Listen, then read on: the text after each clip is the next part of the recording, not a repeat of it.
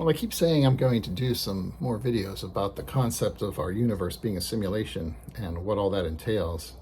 And I figured it's time to finally try and get started on some of that. The one thing I wanted to touch on in this video, though, is something called the Fermi paradox. And that's the idea that if our life here on our planet evolved and the conditions for life to evolve are basically the same throughout the whole entire universe, with hundreds of billions of galaxies, each of them with many billions, sometimes tens or hundreds of billions of stars, and presumably an awful lot of planets there as well, then life should be pretty much everywhere. We should be seeing it all over. And the question is, why don't we? Why does it seem like we're the only ones here? Or at least we are not seeing evidence of these other civilizations out there. Now, there are different possibilities that have been put forth. You'll find discussions about perhaps there are certain things that keep civilizations from developing past an industrial stage, or a stage where they can achieve space flight without destroying themselves. Maybe it's just life is a little bit harder to form than what we think it would be based upon our own experience here. But still, you would think, if based upon the assumption that our life just evolved here as a random thing, and all these different elements that are required and the conditions that are required for that to happen presumably are happening many billions of times throughout this whole entire universe, there's got to be more life out there, and presumably some of those different species reached a point in their civilization where they were able to achieve some kind of interplanetary presence, or more, I should say, interstellar, not just interplanetary, get beyond their own solar system. And you would think that with that level of technology, they would leave some kind of trace of their existence. There would be some kind of signals from those people that we would be able to intercept from some way. You think that those people would try and do like we've been trying to do, and reach out into the universe and send out signals, or different maybe just probes, satellites like we've sent out the Voyager and things like that. You would think that some of these other civilizations would basically have the same idea, but we don't see any of that. But what I wanted to talk about today is, if the universe is a simulation and we look at it from that perspective, is there really any kind of paradox? Because you have to ask, is that something we would even expect to see?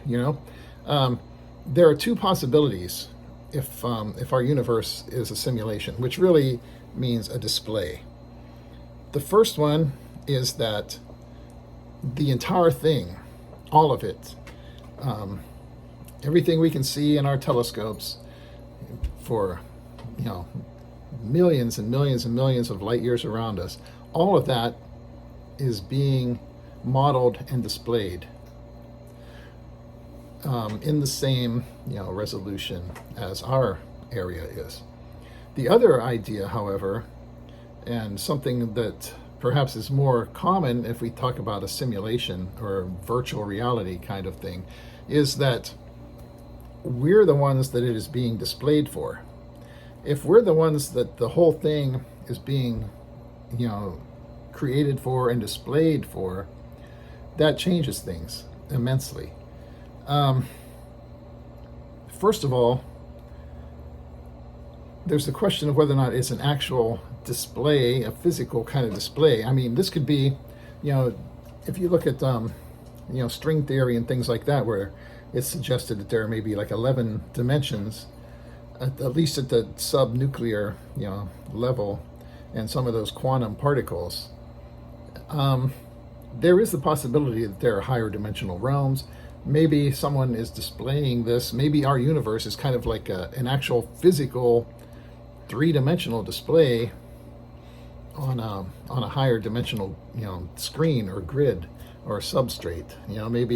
Maybe a three-dimensional display on a four-dimensional screen or something like that, where whatever you want to call the particles that we would be made out of, or the display would be made out of, is actually a physically real thing in some way, and the whole thing is just being displayed so that other people can look at it too.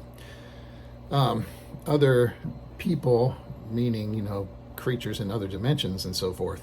If you look at it, like people down through history talking about angels and so forth from a biblical idea, who are capable of interacting with our world.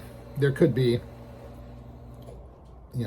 other creatures out there for whom this universe is being displayed, not just us.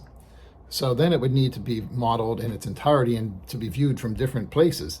So that certainly, if we think about it from the point of view of, say, a creator, someone who is modeling this universe in their mind and displaying it, that would be a pretty blatant display of excess intelligence and artistic ability,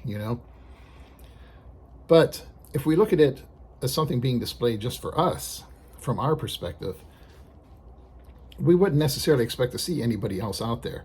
The scale of the universe would have to be what it would have to be to create the conditions for our world and our existence here in our stellar system.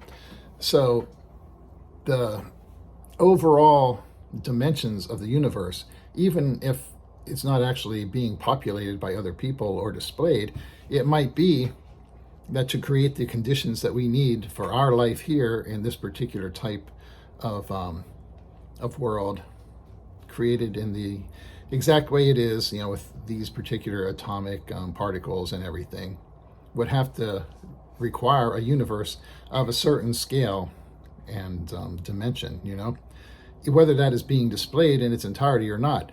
The thing about a virtual reality or a simulation, you don't have to start it at the beginning. You just have to stipulate that these are the conditions. There's a certain universe, certain type of conditions and scale that would have to happen to create the planets and so forth that we see today at this level of development, which, we're talking billions of years. But you don't actually have to show all that. You can fast forward through the boring parts and get to the part you want. This display that we are seeing here today, it could have started yesterday. It's more likely that it probably was started before the development of the human race. But, how would we know?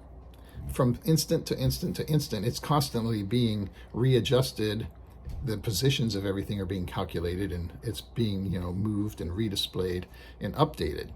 So for us, it could have happened, 15 minutes ago is when it could have started being displayed. We have no way of knowing. But that's the thing about it. You can start it anywhere. You can just stipulate that all this stuff is out there, a certain size universe of a certain type of material, and you can calculate, okay, say maybe we would have needed 10, 12, 13, 14 billion years to get everything to where it needed to be for these precise conditions in this solar system to be exactly right for the development of human life. And all that other stuff can just be, if you want, not even fully imagined. If you're building this universe, a simulation for, say, our species here and this planet and this solar system, you really would not have to actually start out by modeling or displaying the whole thing. You could stipulate that it has to be of a certain type of universe, certain materials, and all of that. But really, all you would actually have to display and keep track of is what we could see with our naked eye from this planet. If we can look up in the sky and see it with our naked eye, that has to be there. But the rest of it, you could start just with what we can see here with our naked eye and not even worry about the rest of it until we invent telescopes. And then you have to start filling in the details of the rest of that universe. But if we look at the universe like that, it does away with the Fermi paradox because it's created for us. It's a display that is being shown to us for some reason. It was created with a purpose and designed in a certain way, and we're the reason why. Okay? The modern scientific method, the scientific community likes to make it sound that's an egotistical, arrogant point of view. Our little species here and our little planet, acting like we're the center of the universe. But we don't have to be the physical center of the universe for us to, in fact, be the reason it's being displayed, or that it was created.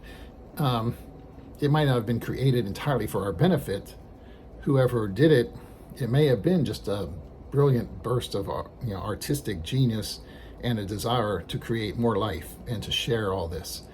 But in terms of our universe and our reality, there doesn't necessarily have to be anybody else out there. Just because the universe is so big and we assume that if life developed here, it would be developing elsewhere too.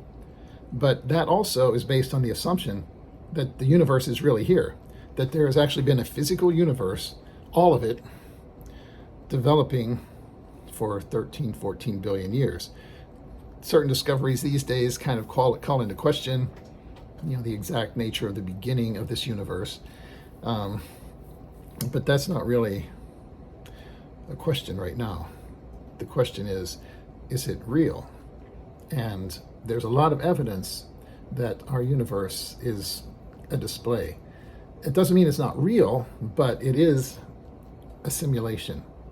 We'll have to have a talk about that in another video, how something can be a simulation and still be real. But the question is whether or not it's been physically here in existence for all these billions of years, with the potential for life to be evolving and developing in other places so that we would be able to detect it. If the universe is a simulation designed for us, there's no actual reason to expect that there's anybody else out there. Maybe in the future, there is the hope or purpose for us to be able to expand out into this universe. If we can ever stop, murdering each other over who owns what, and no, I want that piece of land, and no, I need those resources, not you, and I want to be the one in charge, not you.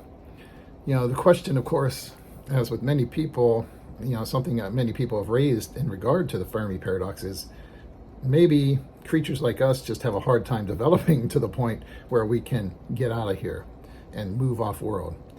The question is, are we going to kill ourselves off first? But in terms of whether or not there are any other species out there going through that same thing, if this universe is a simulation, we really have no reason to assume that that would be so. I think in our next video, I'm probably going to talk about some other things like gravity in a simulation. One of the other things too is, why is the speed of light a constant? Because pretty much everything else in our world can be looked at as chemistry. You have these chemical compounds and molecules, and they interact and do certain things, and it gives rise to these various other structures. And the speed of light being a constant is just not something that you get by shaking up a bunch of particles and pouring it out, and there you go, you have a universe where the speed of light is a constant. There is a very good reason for doing things that way, of course, if the universe is a simulation, and we'll get into that and the concept of what is the force of gravity in a simulation in our next couple of videos. But I just wanted to make this quick video about the Fermi paradox first, because if our universe is a simulation, there really is no paradox, Thanks.